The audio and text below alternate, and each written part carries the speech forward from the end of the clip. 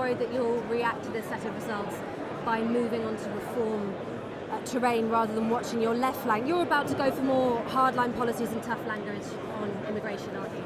Well, let me just be very clear about the distinction between a Labour government and reform, since you put that point to me. We believe in an NHS that's free at the point of need. Always have, always will. Reform wants to charge for the NHS. I fundamentally disagree. We stand with Ukraine. I'm leading with President Macron the sort of coalition of the willing to try to gather further support for Ukraine. Reform fawn over Putin. I fundamentally disagree. We are putting forward greater protection for people at work. Reform are coming into Parliament and voting down those provisions. So we are on values in fundamentally different places. But what I take out of last night is the very strong sense that we must go further and faster in the change that we promised. We promised change at the last election. We're getting on with that change.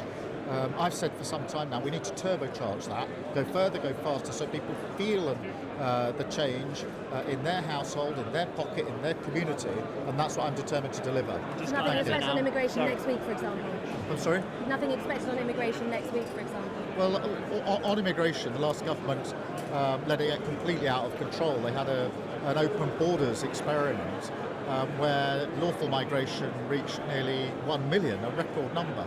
We're bearing down on that. We're taking measures to deal with the gangs that are putting people in boats to cross the channel, which shouldn't be happening, with a borders bill which has got stronger powers than ever before on law enforcement. Both the Tories and Reform voted against that bill. So they say on one hand, we want to stop unlawful immigration. We say, well, good, here's some stronger provisions. They say they're going to vote against it. So I think that tells you everything about how serious they are about actually dealing with this serious problem.